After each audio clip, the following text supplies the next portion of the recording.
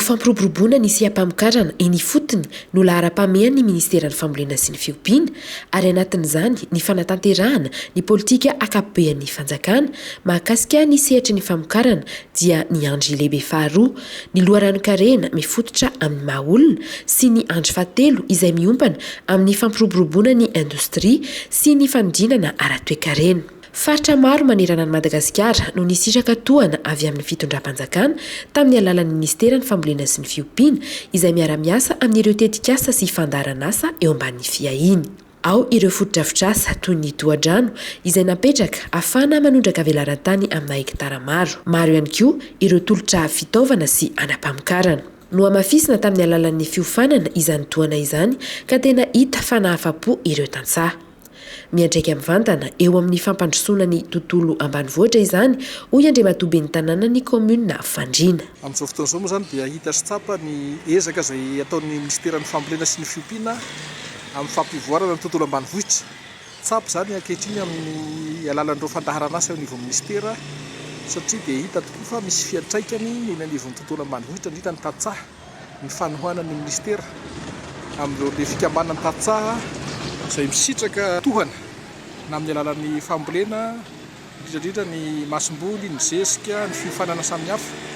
Fa amin'nisy faritra misy anay zany zao dia ny asa tokoa ny DEFI, ny FDA, teo koa dia nisy ny formaprod mampiofana ny tanora amin'ny fitantanana ny tontolo ambanivohitra.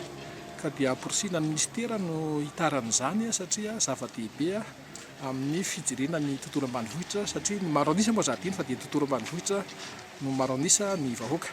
Manarak'izay ihany koa dia hita ny ezaky ny ministera amin'ny alalan'ny fandaharan'asa iarahana amin'ireo mpiara-miombona atoka toy ny ZICA sy ny FSRP any amin'ireo faritra atao stratezika eto Madagasikara toy ny any Alaotra, ny any Marivoay, ny any Ambato Finandrahana.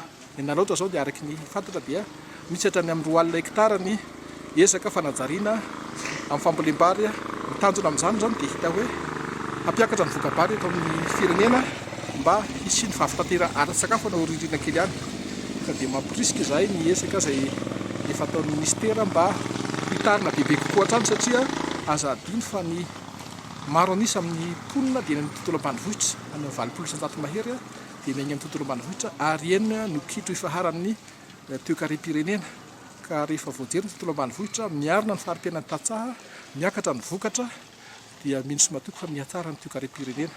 Dia makasitraka ny ezaka lehibe izay efa nataon'ny ministera hatramin'ny indrindra tato ato dia tsy mitsahatra ny teknisian'ny ministera midina iny fotony amin'ny torohevitra maro samihafa ary indrindra koa moa mifandray amin'ny mpitantana ety an-toerana amin'ny alalan'ny vodiboka ty zara-pahefana.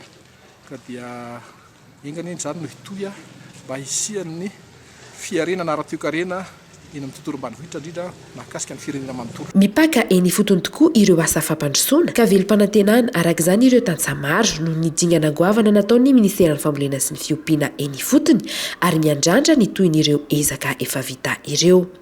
Ho fampiroborobona maharitra ny sehampamokarana fa indrindra anatrarana ny fahafitatena ara-tsakafon'ny malagasy izany ezaka atao izany.